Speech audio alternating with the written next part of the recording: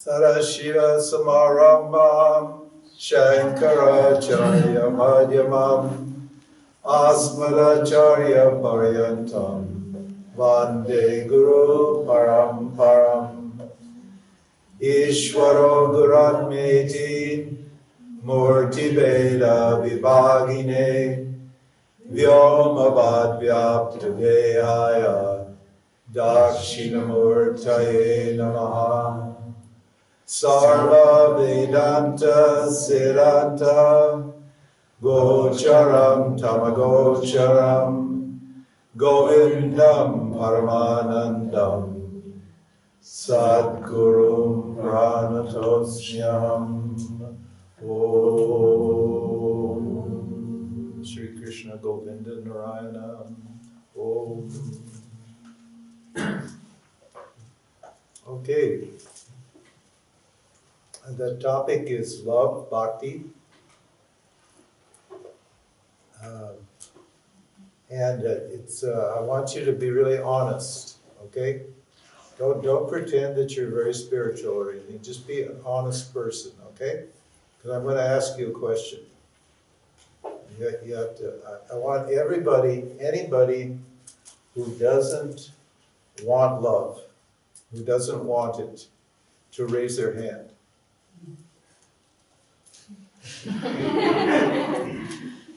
I guess I'm the only one.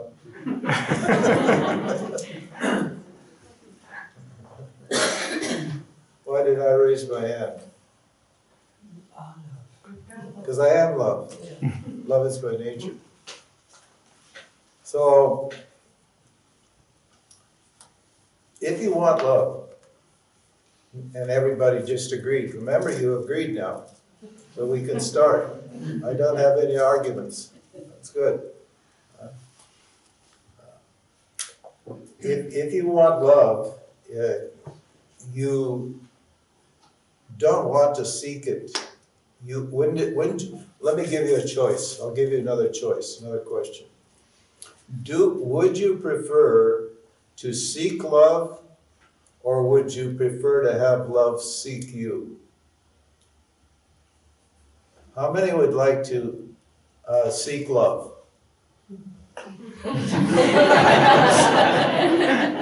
How many would prefer what? To have love seek them? Right. So then what's the solution? So Vedanta has a solution for this problem. In other words, to get love to seek you. Because this seeking for love is a huge problem, isn't it? Mm-hmm.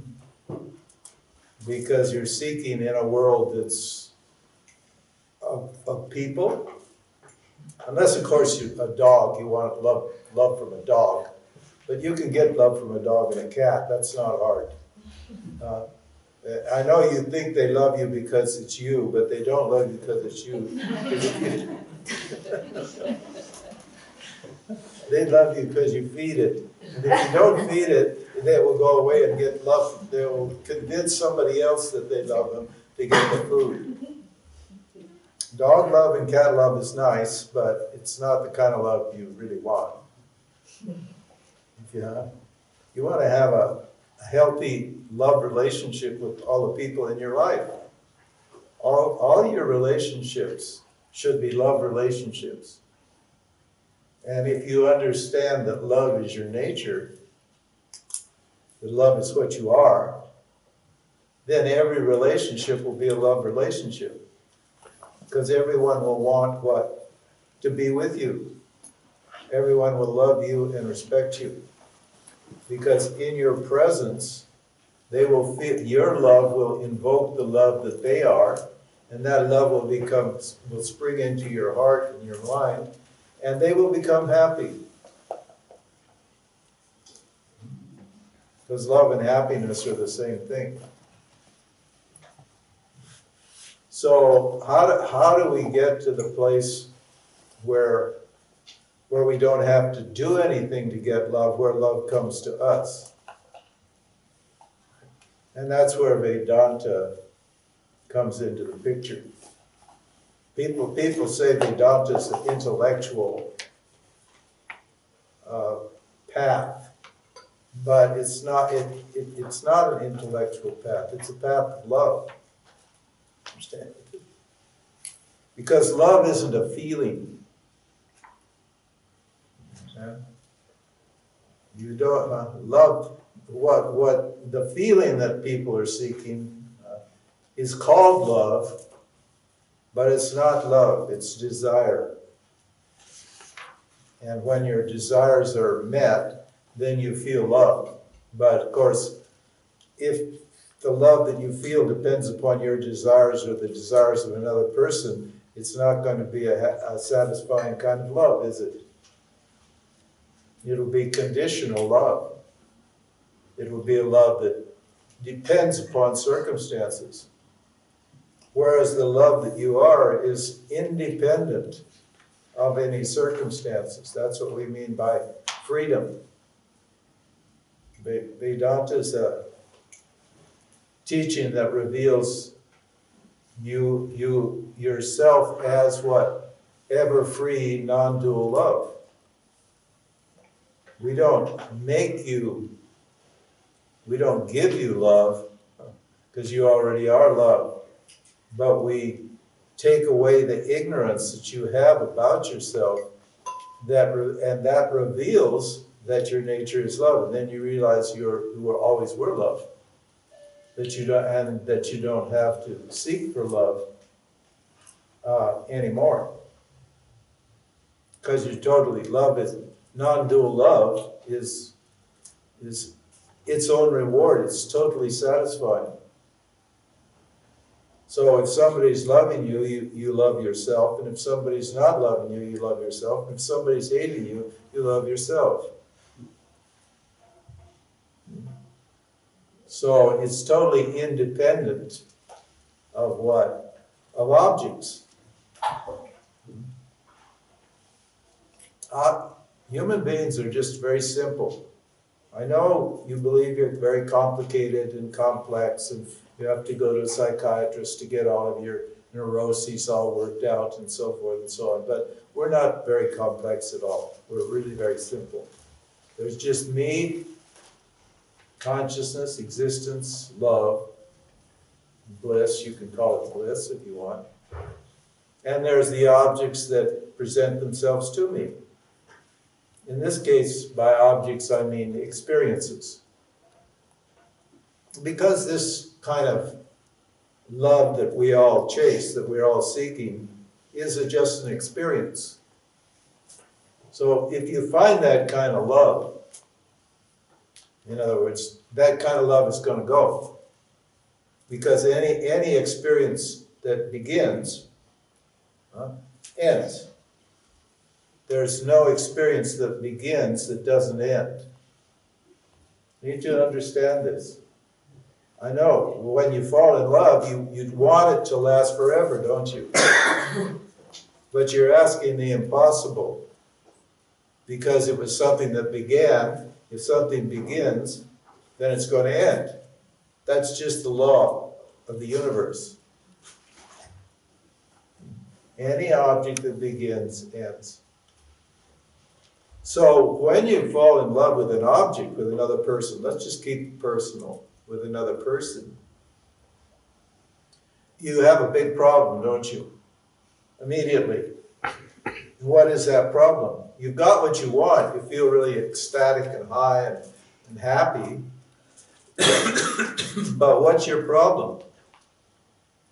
You're afraid that the love will go, isn't it? So, because anything you gain, you can lose. It's just a rule. Just a rule of life. There's no exceptions to this. So when you have something that's important to you, whatever it is, then the fear of loss immediately comes. As soon as you gain something that's valuable, you're immediately afraid of losing it, aren't you? And that fear of losing that feeling of love takes the joy out of the love. In other words, when you get what you want, you're visited by constant anxiety. Isn't that right? You're always worried. You know, my husband will turn and see a prettier girl. My wife will fall in love with another man, or whatever it is. You're always worried. Well, so how great is that kind of love, that object-oriented love? We call that dualistic love. Dual love. It's a love that depends upon the affections of an object, the nature of the object that you're in love with. Yeah, I know this is a hard to accept, isn't it? But when I asked you to raise your hand, you know, it showed me that everybody here wants love, is seeking love. Which means what? You don't know you are love. I'm the only one that raised my hand because I know I am love, so I don't seek it. So this seeking love, you know, and I'm not trying to be mean or nasty or disappoint you. That's not the purpose here at all. But I'm trying to get you to honestly look at your thinking around this topic, around your emotions, around your feelings. Because you can't solve an emotional problem without thinking about the emotional problem, thinking differently about the emotional problem. Yeah? It's not going to happen. And you know, people, when they feel certain things, whatever it is, they're so in love with the feeling that they stop thinking. Huh? The spiritual thing, when you have a big spiritual experience, let's say an experience of God, I want to call it experience of God. You have a big experience of God. What happens? You get so overwhelmed, it's so beautiful, it's so interesting, it's so exciting, it's so amazing to come out of this world for a minute or two or an hour or two and experience this feeling of wholeness and completeness and oneness, that you just get, your emotions just delude your intellect. In other words, you don't want to think about it, because if you think about it, you're afraid you'll come away from that feeling. Isn't it? Yeah. I see there's people nodding their head. It means you know that is the problem. So instead of gaining knowledge of what it is you're experiencing, all you get is a feeling, and then when the experience ends, what happens? There's no knowledge. Then you want to get that feeling back because you didn't understand that what you were experiencing was just yourself, which is always present. The love that you feel is always present because it's your nature. It's never apart from you. But you want this intense experience. And because of that, you suffer. Wanting is suffering. That's another very difficult fact to assimilate. Because we're told we're supposed to want things, aren't we? Our whole society tells us, you are a needy, wanting person, and you need to want all these things. Have you seen those big signs they used for Coca-Cola? Obey your thirst.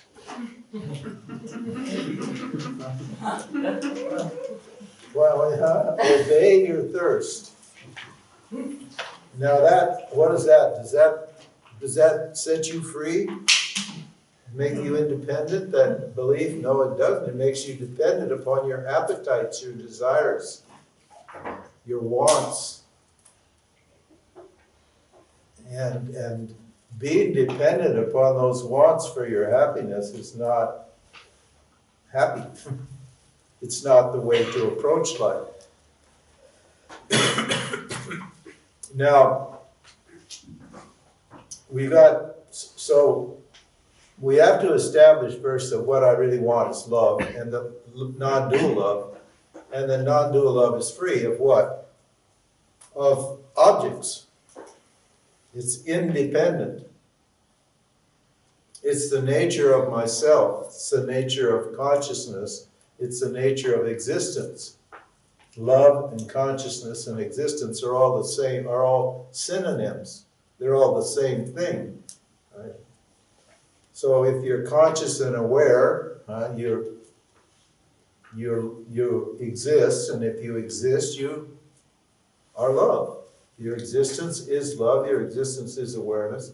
Your bliss or your love is what? Existence and awareness. Your awareness is existence and love. So all three of those are just words that reveal what?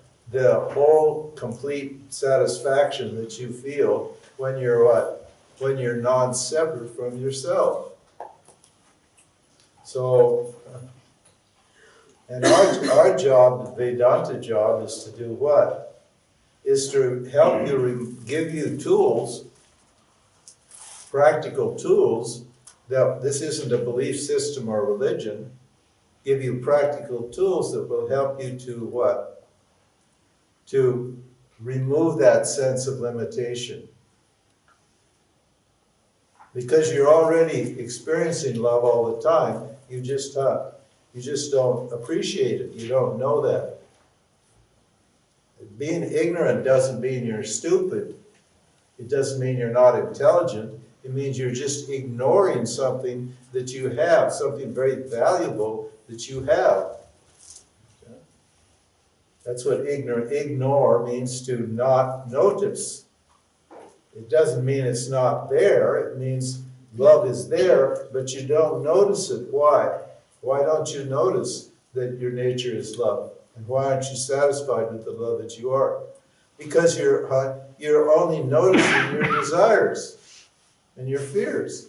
The fear of loneliness creates a desire to be loved. That's it, no? Or the desire to be loved, what? Creates a fear of losing it. Either way, you have this fear and desire problem. And because those fears and the desires are so attractive, you don't notice what you already are. That's what we call that ignorance. You're ignoring your nature. Now, this ever-free, non-dual love that I am is, you can't seek it. You can only understand it. So if you're going to understand it, then you need to seek. And what seeking would you do? You need to seek knowledge, because knowledge of who you are is going to remove your ignorance. So we're not seeking for the experience of love, because love is our nature. We're seeking to get rid of ideas and opinions and beliefs and prejudices and biases that we have that are keeping us from appreciating our nature. And for that, we need to be able to what? Think differently about ourselves and the world. So, in other words, we have to re-educate ourselves to learn to think differently, because it's the way we're thinking that's causing the problem. It's not anything wrong with you at all. Understand? There's Vedanta that we say you're beautiful, you're pure, you're perfect, your nature is love. You are totally lovable. That's where we start when we communicate with the human beings. So you don't need to blame yourself and feel bad. Understand? Because you're suffering, because you're lonely, and because you don't feel loved or lovable, or you're unable to love. You shouldn't feel bad about that, because it's not your fault. You should what? You should pursue understanding, self-knowledge. In other words, self-knowledge means the knowledge of reality, because the reality is just what? Just yourself. Whatever you're experiencing is just yourself. You're never actually experiencing anything other than yourself. I know when you think you're a person, then you think everything's other than yourself.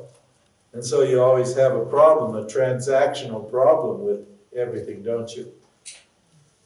You're trying to get things you don't have and retain things you do, and things are always changing and your mind is always changing. So you're constantly agitated and busy in your mind.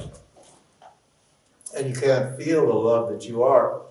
You can't be satisfied with yourself because you're trying to manipulate the objects, including your own mind and your own ego. You're trying to manipulate those to produce this kind of temporary happiness that you call happiness or love. So I've got to learn to think differently. See, Vedanta's not easy. I'm not trying to sell you an easy. I can get you high and make you happy and keep you laughing, and everybody will think they had a wonderful experience. But so what? When as soon as you get away from the satsang, as soon as you get away from this communication, then what? You're right back to where you were before. You haven't learned anything. You just had a nice experience. You might as well go to a restaurant and have a nice experience, or a rock concert and have a nice experience. What's the difference? You don't learn anything. You just get a feeling out of it. So I'm not here to make you feel good or to inspire you, although you will get inspired and you will feel good if you understand something that you need to know. Because there's no high like knowledge. There's no power like knowledge. Understand? Knowledge is the greatest power. Emotions is a lovely power. Feelings are a nice power. Well, what? But the power of knowledge will set you free. And to get knowledge, you have to think. You have innate knowledge. In other words, the knowledge of your existence is built in, so you don't need that. The knowledge of your existence, of your consciousness, it's built in. What do I mean by that? Let me ask you another question. Please raise your hand if anyone ever told you that you were conscious.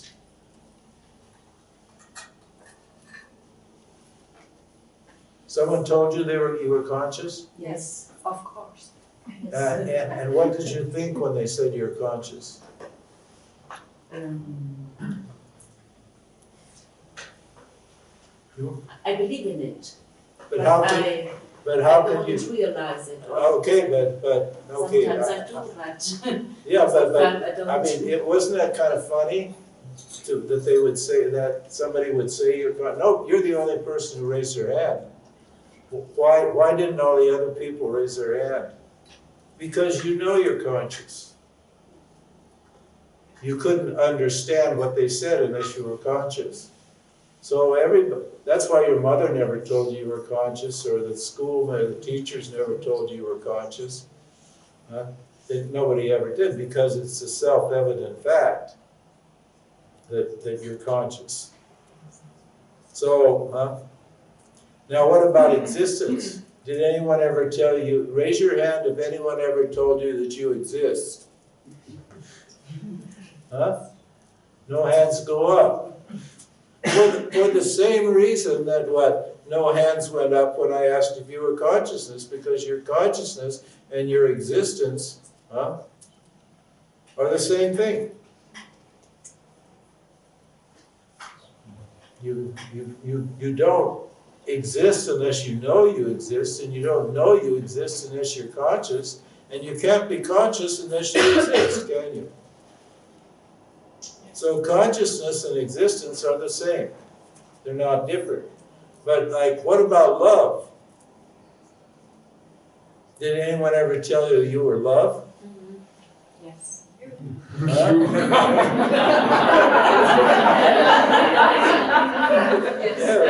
Yeah, I'm the first one.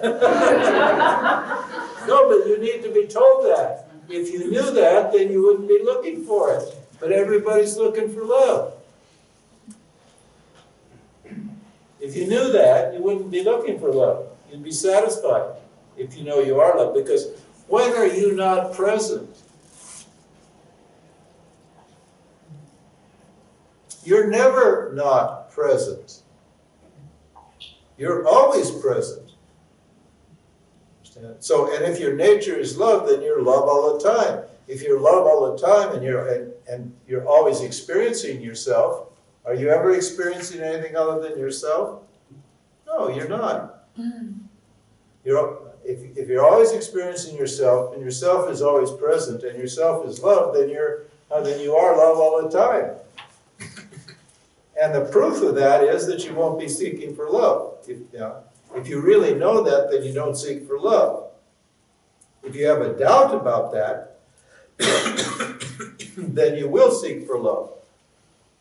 Because being away from your own nature, from the beauty that you are, from the perfection and purity of that unconditional love that you are, being away from that for 1 minute is painful. In fact, in this text, the Yoga of Love, it says that a person who's away from their love nature, even for a second, is like a fish out of water. You know a fish? The fish, you take it out of water. It's just gas, huh? It's flopping all around and it's gasping like crazy. Oh my God, it's air, air, air. It only wants air, huh? It wants water. Huh? It wants water. Well, I mean water, excuse me. It only wants water. A human being in the water, only wants air. But a fish out of water only wants water. Sorry. So we have to tell you that you are love, and then we have to prove it to you. We have to show it to you. That's all. That's our job. And how do we do that? Well, we have to take away the ignorance. Now, that's not that easy. It's like going to school. It's going to take a while for this to happen. So don't expect that, you're going to walk out of here fully enlightened and in a big love bubble. Well, maybe you will, but we don't have time to cover this whole text. We only have a few hours today. But if you study this text, and I'm here just to introduce you to the ideas, and we'll take a few of the verses, and we'll explain life in terms of love. That's what this chart is. We're going to get to that today. And we'll discuss a few of the important verses here, which will give you an opportunity to pursue this path of love in a consistent way.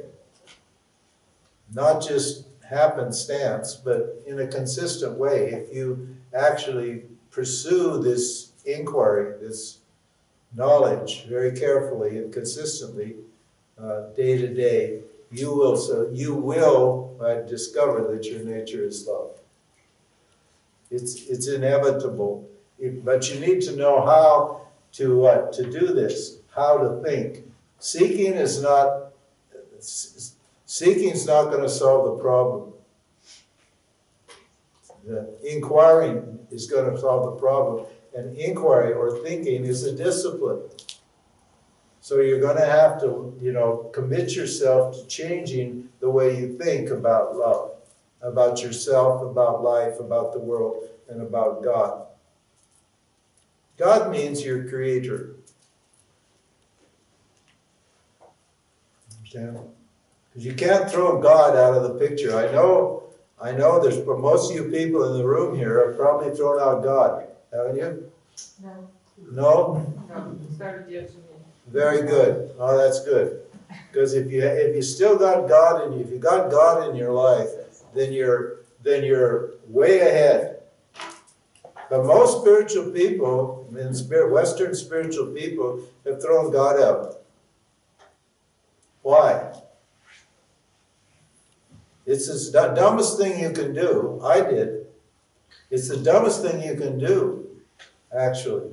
It's a misconception of the non-duality teaching, because they say there is no two, there's only one, and if there's only one, there can't be a God, and there can't be something Yeah. like that. But the basic negative, it is a misconception of that teaching, but the basic reason that people have nothing to do with God is because the church has been associated with God, and so many wicked, evil things have taken place in the name of God and religion, that people have thrown the religion out, and what? And they've thrown the baby out with the bath. They've thrown God out when they threw out religion. But religion is absolutely necessary for freedom. Understand? Religion means what? Religio. It means to relink, to reconnect. A ligament is a piece of some flesh here that connects two things. There are ligaments connecting the thigh to the calf, to here. It's a ligament. It connects this and this. So I can go like this, right? If there wasn't a connection, a ligament, then I couldn't move my leg. So religion, it reconnects you to what? To your Creator. Let me ask you this. How many people here are self-created? Huh? Again, no hands go up. Huh? Well, okay, then who or what created you? Huh? What created you? You're here. Desire. Huh? Big desire to get a human body. Yeah, desire, my mom, my pop, and so forth. But what created your mom and your pop, and what created the desire? The Creator. Huh? What created that? Something brought you here. Do you remember? Does anybody remember being asked before they were born where they wanted to be born and what their parents should be and what their life should be like? Does anybody recall that? No, nobody recalls that because it didn't happen. You did not choose to come here. I know there's this belief in the spiritual world that you chose your lot and so forth and so on, but you didn't. Because if you had a choice, you wouldn't have chose to be miserable, would you? But you get plenty of misery. Huh? You wouldn't have chosen this life, you'd have chosen a perfect life. Because you had a choice, but you didn't have a choice. So what is it that created me? That's called God. Okay? To get people away from God is a difficult term because of this religious problem. So we have a different word in Sanskrit in India, and it's called Ishwara. But God is fine, as long as you understand. It's hard to talk Ishwara in a Western culture because they don't know what the word is. But Ishwara is a very different God from the Christian idea of God. So now look. Before you can get free and independent, You have to acknowledge your dependence on God.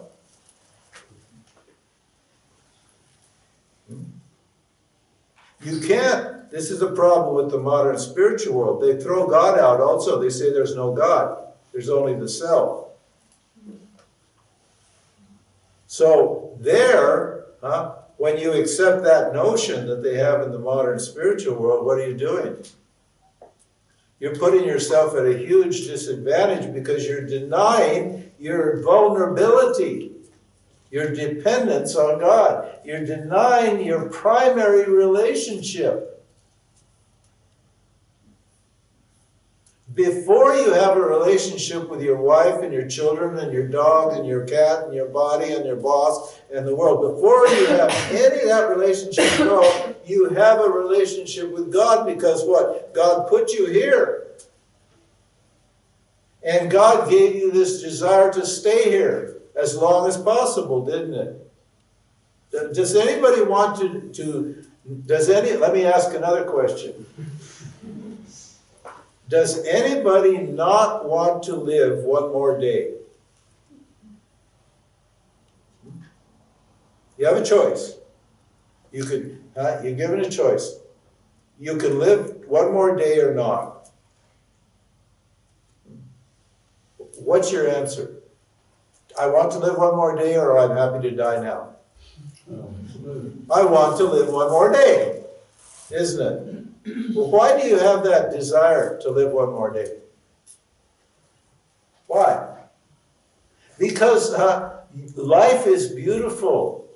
Because life is valuable. The life that you've been given by God is the most valuable, beautiful thing there is. And this world in which you appear, that's also been given by God. Not just the life, but the world itself is beautiful. It's fascinating. It's wonderful. It's exciting. It's amazing. That's why you want to live. And this thing that you value so much, your own life, is a gift from God, isn't it? You didn't create it. You didn't create the world. You didn't create your body. So what? So you want to throw that relationship with God out and go somewhere else to some transcendental state beyond, or some awareness or something somewhere else, or go forth there. You want to leave this world and leave this body and leave your life because you want to. That's ridiculous. Being right here now, being embodied, being alive, the joy, the love of life is the love of God. And that means what? You're totally dependent upon God.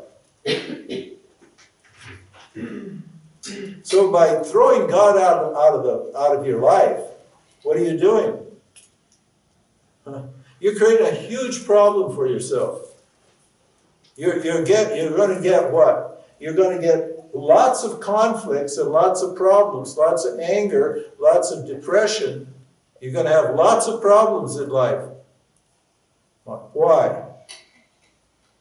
Because God is life. Life is God. God is your environment. It's the air you breathe. It's the fire that's digesting your food. Understand? It's the sun and the moon and the stars. It's the people that are in your life. There's not one God or many gods. There's only God. And you want to what? And you're totally dependent upon this God. And you want to throw that away? But God is the rules of life. We call it the Dharma field. It's the field of life. It's a field of laws and rules. And God is the Dharma Raja, the king of Dharma. In other words, the king of the rules that are operating here. The what? The physical rules. There's physical laws. The psychological laws. And the moral laws. that are operating here. This is not just a physical universe or an emotional universe. This is a moral universe, values.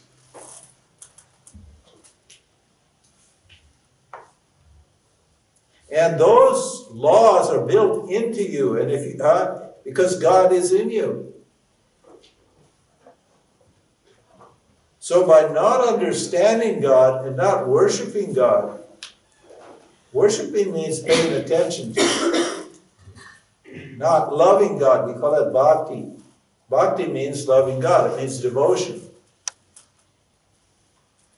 By not loving God, by not worshiping God, by not paying attention to God, what are you going to do? You're going to constantly run into problems. Because your own desires, your own loneliness, your own suffering will cause you to break some of God's rules.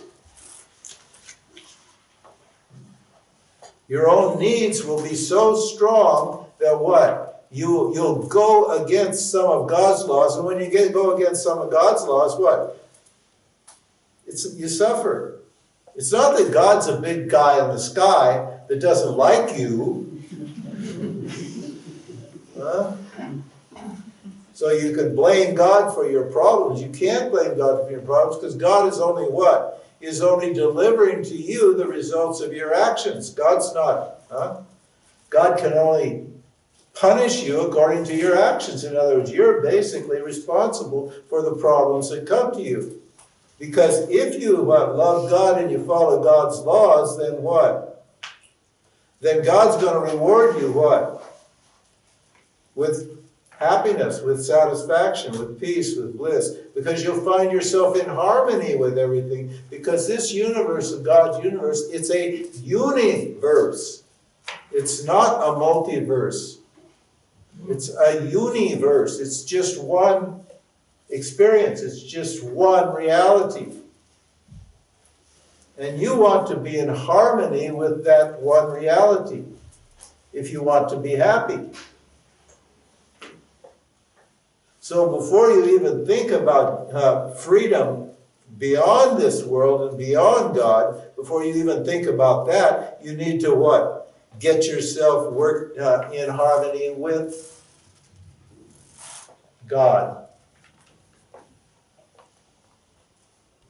Now, when we talk about God in this way, that's a different way, isn't it, from religion? Religion just says you do this and don't do that, and leave it like that, leave it at that. And that you could never know God, right? That's what they say. You could never be God or know God.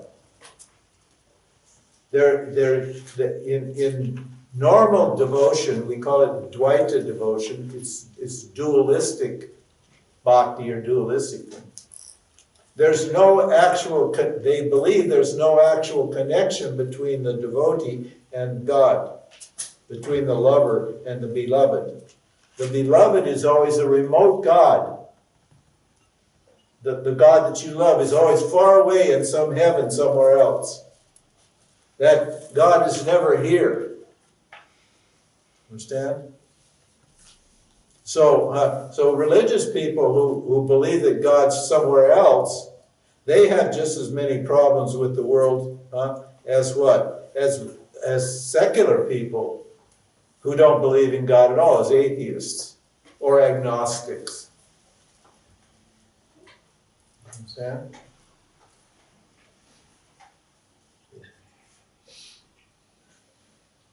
So, what do I have to do?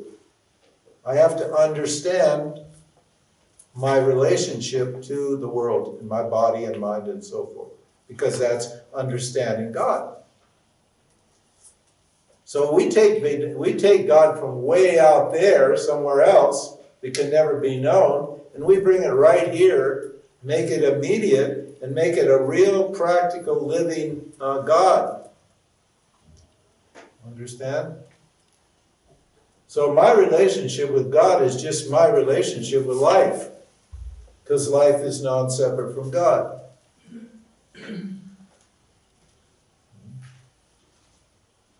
That's called, that's non-dual bhakti, or devotion, as opposed to dualistic devotion. Now, you can't immediately move from what? From a dualistic point of view in your thinking, from dualistic thinking to non-dual thinking. From what? From dependent love to independent love. Remember, we want to be free of the need for love. And that's entirely possible. But you can't just move from one state to another instantly. You could, in your understanding you can, but your life will not, what, transform immediately into this ever-free, non-dual, ever-present, ordinary, blissful love that is your nature. It's not going to happen. So I need to, what? Understand the process of life in terms of love. Now this, how are we doing here?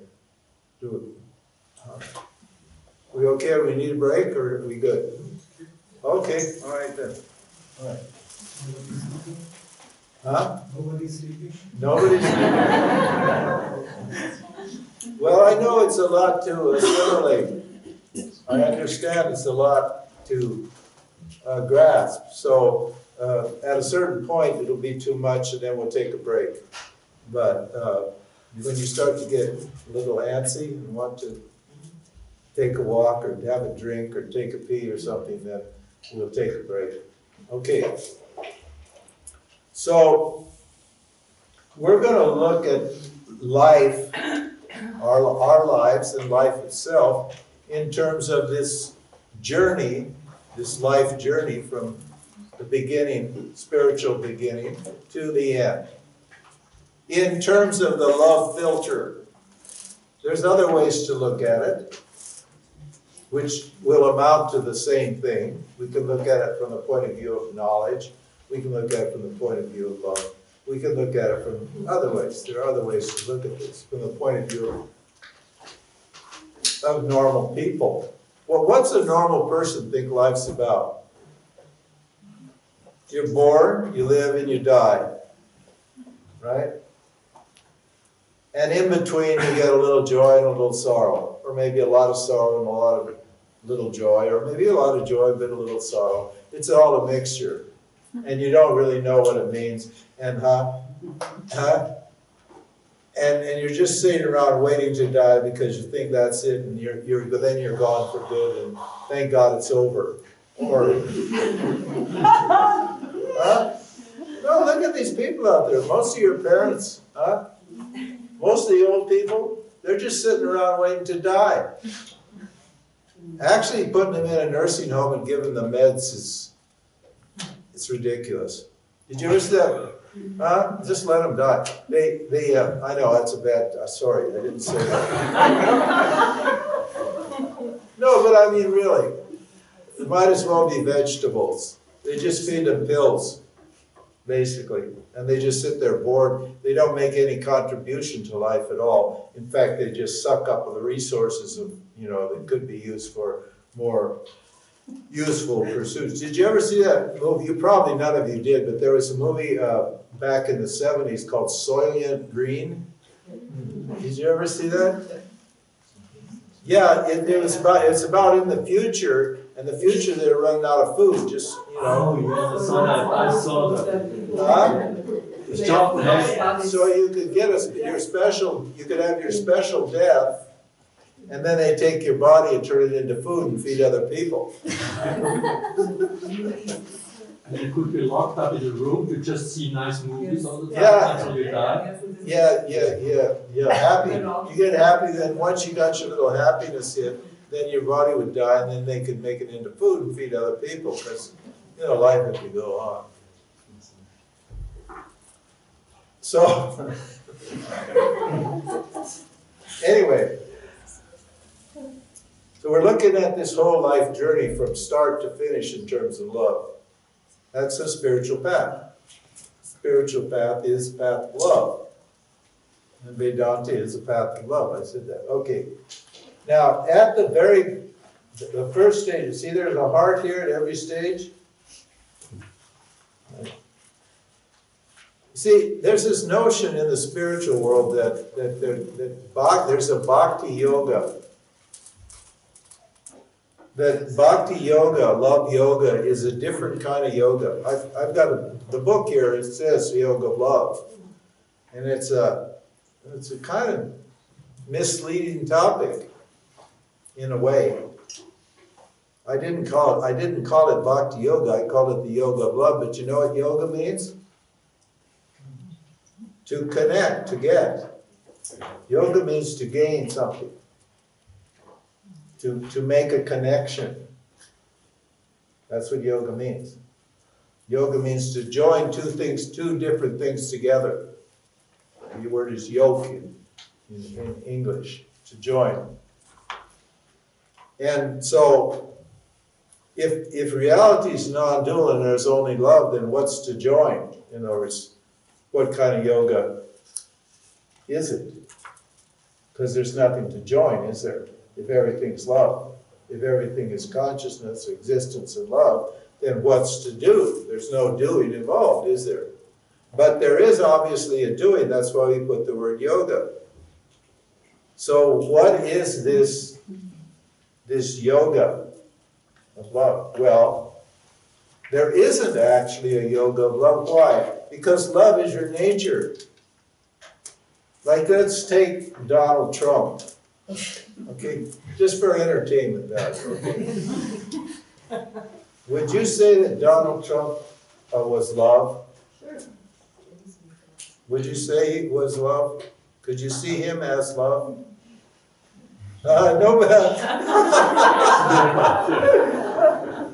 Nobody raising their hands here. You guys are all liberals, right?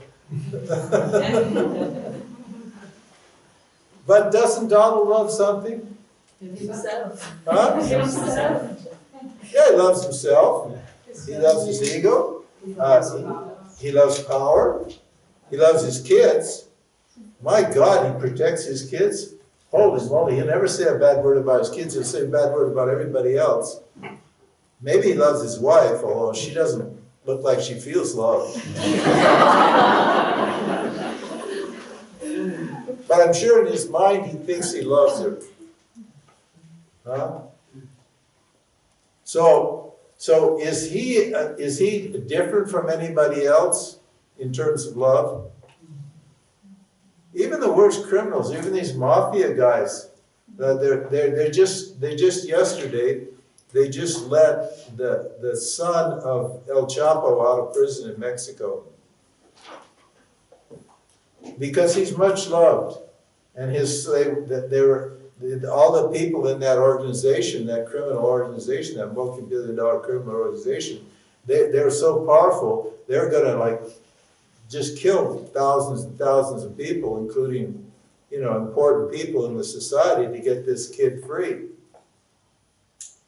Why? Because this criminal was much loved. Why? Because what? He gave lots of money to everybody. He was generous, actually. So even the worst kind of killers have love. But what is their love going to? See, this is the point. The point is, what am I doing with my love? Where am I putting my love? Because love is, what is it? Love is just a proper exercise of your free will. In other words, it's an appropriate use of your free will. Love is willing attention. See that you can see the connection here between love and consciousness? I know you say love and you think one thing, and you say consciousness and you think something else. But love and consciousness or existence are non-different. How does that work? Love is just what? The consciousness or the attention that you pay toward an object. Willingly. Isn't it? Why do I teach Vedanta? Because I love Vedanta. So I'm always thinking about Vedanta. I was up early this morning. I thought I'd forgotten my book. So I was so anxious. I wanted to make sure I had it right. I wrote up a new outline and had Gehrman print it, and Gehrman said he couldn't, and because somebody was in the room, and we said Beta Morti print it. I was only thinking about Vedanta for the last, well, for the last 50 years. That's what I've been thinking about. Why? I could do other things. I'm a smart guy.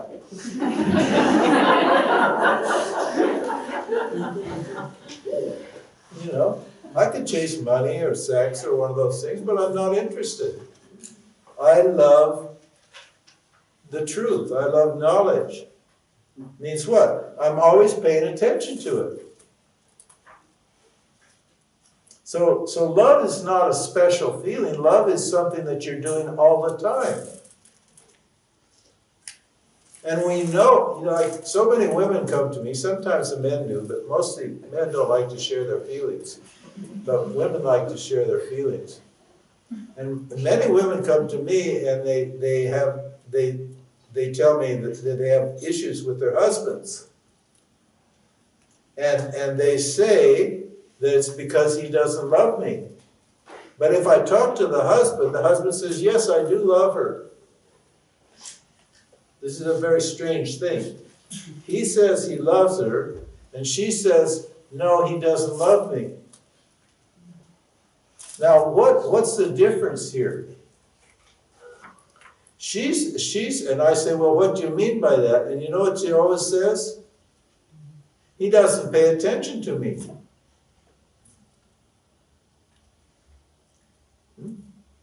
He comes home from work, he works hard, but he's gone, he leaves at 6 in the morning, he comes back at 7 in the evening, so 12 hours he's gone. He's exhausted from his work. He doesn't want to talk, so he just says hello, and then he turns on the TV and gets a couple beers. And he watches his sports. And then he just gets up and has dinner. And then he's tired, he goes to bed, and he says, good night, dear, I love you, and that's it.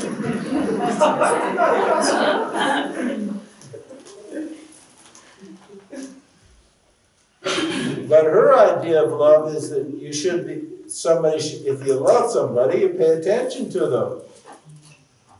You don't love, he does love it, but what? He loves the idea of a wife in his mind. Right? He thinks he loves her, but he loves the idea that he has a wife who's going to take care of all, his needs. It's like a big mom, I guess. A big mother. And her idea is, if you love me, you pay attention to me. Because what? Because that's what love is. Love is what you're paying attention to.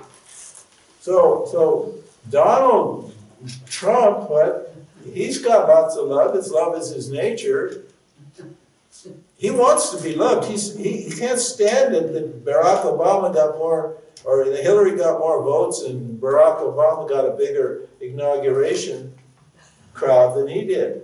Because it means people love somebody else more than they love him, and he wants to be loved. He wants to be loved by everybody. He's really needy for love. So it's not that he's short. It's not that you're short of love. It's that you're just paying attention to what? Objects, material things. That means you're a materialist. You love matter. The pleasure seekers. I'm not talking necessarily money. He loves money, but the pleasure seekers, there's a whole group of people that just seek pleasure. They don't seek security and wealth or jobs or anything like that. What do they seek? They seek pleasure. Musicians and people like that, druggies. We got a lot of druggies around here, right? They're just pleasure seekers, aren't they? Yeah, they're pleasure seekers. It means what? They're materialists. Because it's a feeling in the body that they want. Sex people, the pornography world. Those are all pleasure seekers. They love material pleasure. What is that material pleasure? That narcotic feeling that comes in your body when you have sex or drugs or good food or music or whatever it is.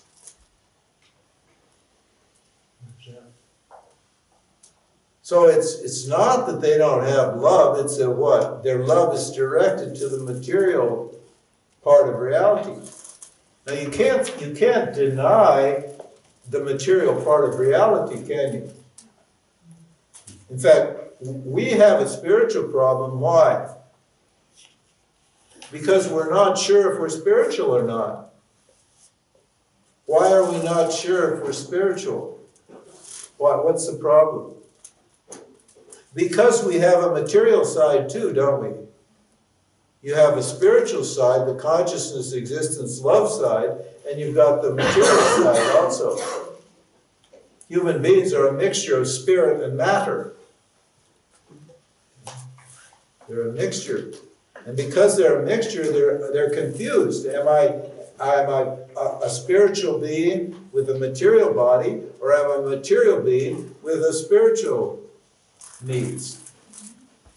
What am I? They're unclear. Big problem. Isn't that a problem you have? Should I be pursuing material things, or should I be pursuing spiritual things? What should be my focus? If your focus is on feelings and matter and that sort of thing, then you're a materialist. I mean, there's nothing wrong with it, except that you're going to get a lot of suffering.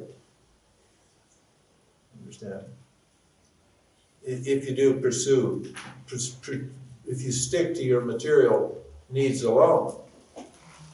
And you're going to get some suffering if you, if you just pursue your spiritual life totally too. Why? Because you'll be ignoring the needs of your body. So, your appetites and your so forth, you can't just deny those too. Or if you deny your material side and your emotional side, if you just throw that away, you're going to You're going to be agitated too. So, to live a happy life, I'm going to have to understand what the relationship is between my spiritual side and my material side, and I'm going to have to I'm going to have to manage that relationship to keep my mind clear, to keep myself happy. This needs to be worked out. But at the bottom of the scale, we're just materialists. We don't know about this non-dual love that we are. It's always there. There's always a craving for that love, but we have no way to access that love because we're just We're just identified with our material selves. So here, this love of objects, we call it materialism. And atheism. If you're an atheist, it means what? It doesn't mean you're a bad person. What does it mean? What are atheists? Atheists are people who can't see God. So they say there isn't a God. Well, you're not going to be able to see God with your eyes, your physical eyes. Are they? They want proof.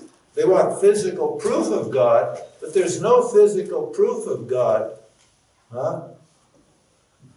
Why?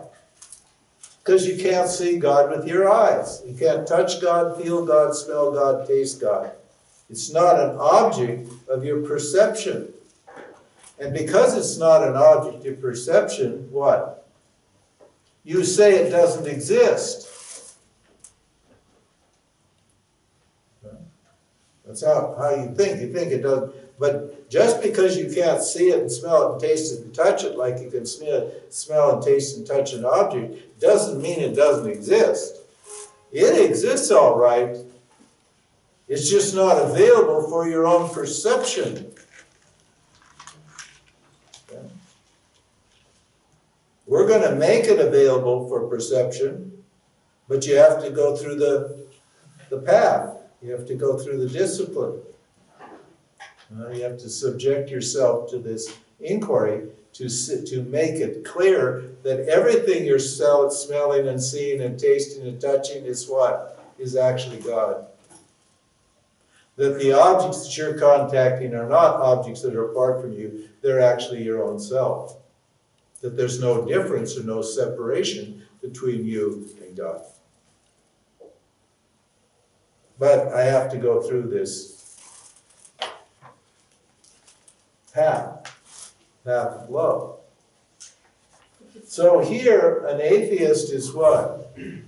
Is somebody who doesn't see God. Now, an agnostic is another person. An agnostic is a person who doesn't see God, but they don't say there isn't a God. They're saying maybe a God and maybe there isn't a God. So they got a little more spiritual wiggle room than the atheists. But once an atheist is shown what God is, they become God lovers like crazy. That's the way it works. And what? And what's the problem here at this level where you're attached to material, to your body and to the material world and to pleasure and sensations and so on? What's the downside, the big problem? Attachment. And attachment is the exact opposite of freedom. It's freedom from attachment to objects that we call freedom. And what would be the freedom? It would be understanding that what my nature is love. That's the freedom. Why? Because it frees you from this emotional dependency on a person. There's nothing wrong with loving a person. You should love people. The problem is what? That when I love a person, attachment comes along with that. And that attachment is painful.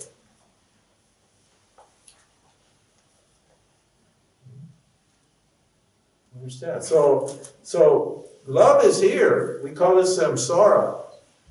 The word samsara, it means love of objects. And because I love objects, I have attachment to objects, and that attachment keeps me pursuing objects. So samsara is like a chakra. It's like a wheel. The more you experience objects, the more attached you become. And the more attached you become, the more you experience the objects. And so what? You get locked in this cycle. And it's a depressing cycle. You're frustrated and depressed. You're angry because you're not free. And you're depressed because what? You're not free. Because that freedom, that pure love that you are is always present. It's always operating. And even though you don't know it consciously and appreciate it consciously, it's there unconsciously disturbing you. It's saying, you can do better than this. God is in you saying, love me. Love yourself. Love me. That's God is saying that all the time. God's a jealous God. Jealous God means what? God wants only you to love only God. It means yourself. That's what that's saying. God's not a big person in the sky that's jealous because you love some other God. God only wants your love. So there's that desire is always present. Even when you're in what? When you're in this unfortunate position of a samsara, a worldly person. Now, the next stage, we call it informal devotion. This is not devotion. Or if you want to use the word devotion, it's devotion to suffering. And you find people who, when you give them an argument about the problems in the world, they want to argue back with you because they're devoted to their misery. Because what? Because the misery gives them an identity at least.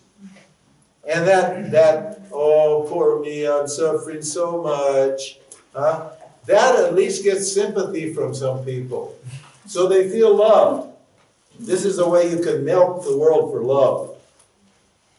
It's amazing. I started to get a cold yesterday, an infection in my throat. I started whining and complaining. Jesus, all my friends showed up. Just went a whole handful of pills, take these. Another friend comes and gets, oh, this pill is a special pill, take that. That takes care of it. There's an antibiotic, oh, take it. I just take them all. See the love? Huh? Because I'm whining, I'm complaining, oh, the poor man, he's suffering. Let's help him.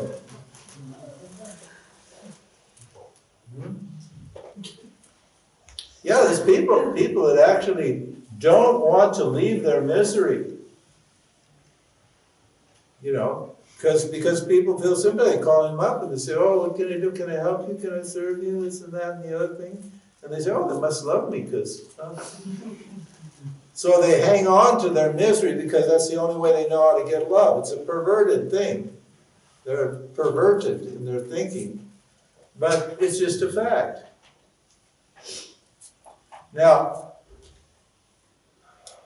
the next stage of love is called a personal or personal God.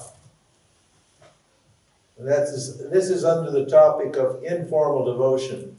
When we get up here, we're talking about formal devotion, but these are informal devotion, informal love. Now, this is called your personal God, like, say, Jesus. Are there any people here who love Jesus? Yeah. Jesus is a personal God. Buddha. I love Buddha. Yeah, God's Buddhist. That's personal God. Krishna. I'm a Krishna bhakta. I love Krishna. So the personal deity. Now, that's for Vedanta, that's not required, but it's very helpful if you have it. That's why I said earlier.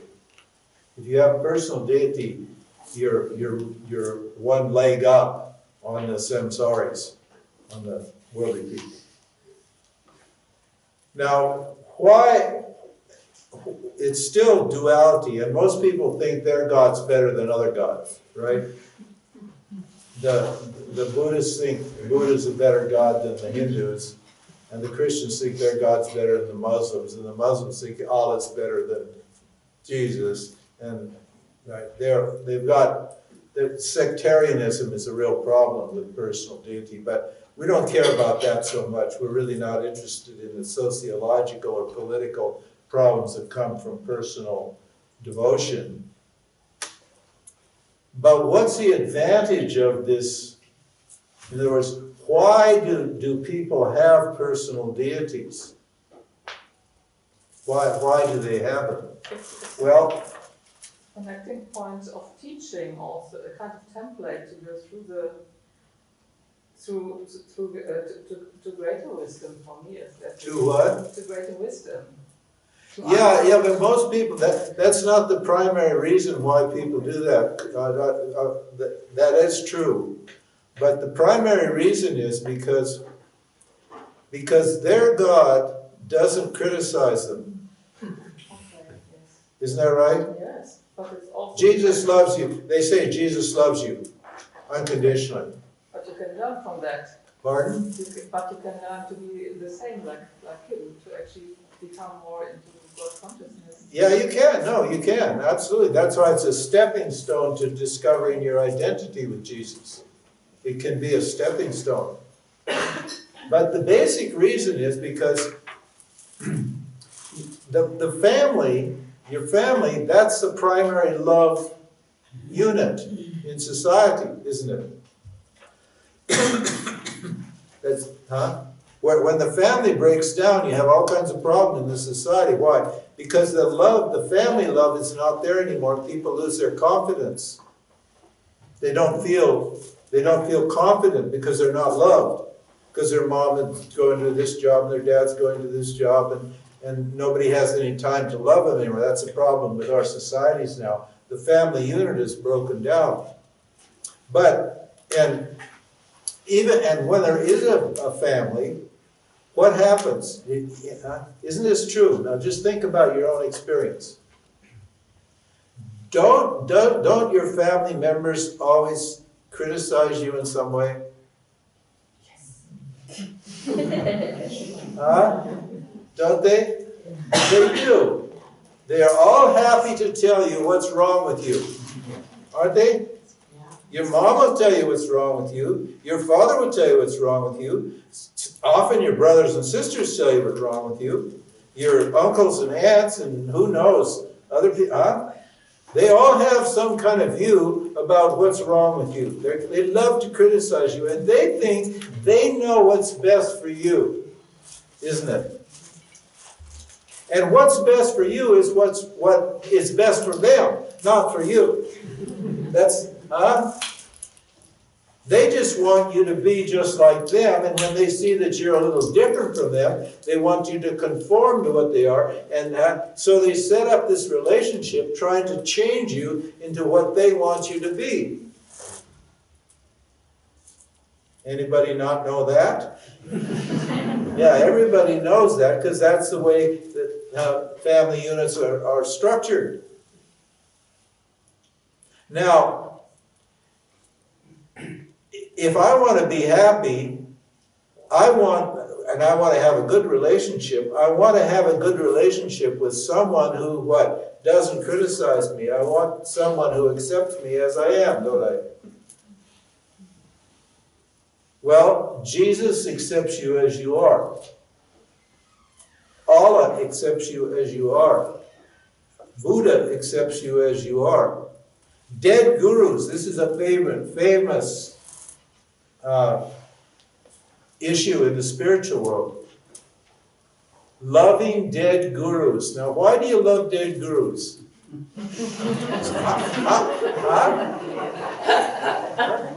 Think about it. How many people thought Ramana Maharshi is my guru? Well, maybe not here, but all over the world there's millions of people who think Ramana Maharshi is their guru. But Ramana's dead. Now, what's the advantage of loving a dead guru? A dead guru never tells you anything that you don't want to hear. That's not true. Dead gurus? Living gurus will tell you what you don't want to hear, but I've never met anybody who had a dead guru who said, "You're a jerk. You should change your life." But in the Bible, the words are The what? No, I'm just talking about living beings. I'm not talking the Bible. Yeah. Nobody. Your God is somebody who loves you and listens to you. If you love somebody, you listen to them. You don't criticize them. Love is what? Understanding what you are, what your problems are, and accepting you as you are with the problems that you have. So you can express all your emotions and all your feelings honestly to your God.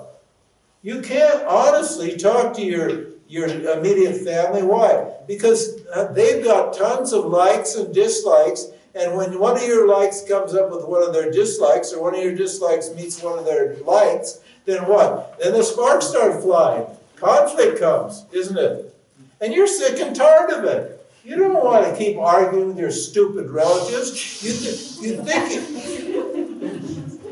I never understood in the families why families will fight, but as soon as a person goes out on the street, they'll treat a stranger with love. You'd think the smart thing to do would be go and fight with the strangers, and then when you go home, love your family, because you have to spend most of your time with your family, don't you? So you'd want to have a harmonious situation. No, you have a fight with the family, and it's all your friends and strangers outside that you can have a love relationship with, that you can trust. Well, this is a God you can trust. It's actually just a state of mind.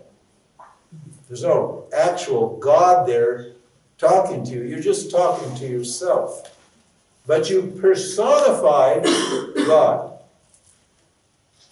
God's not a big person in the sky. But here you personify God. In other words, what do? Personify means bring God down to your level so you can communicate. Now in Vedanta, we're going to lift you up to God's level. But before you can get up to God, lift you up to God's level, but before you can go up to God's level, you've got to get God down, or you should, or hopefully, you can get God down to your level so you can solve your psychological problems with God. God can help you there. It's a catharsis.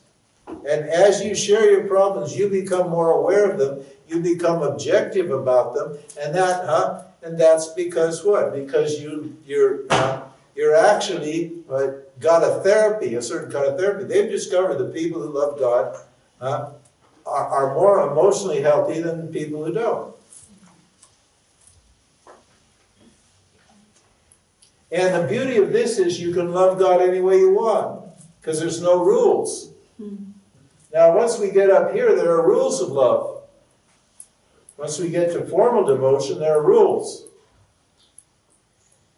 This is Vedanta. This is called yoga of love. Vedanta and the yoga of love. There's rules here at these two stages. But here there's no rules. You can love God anyway, because God's not going to criticize you.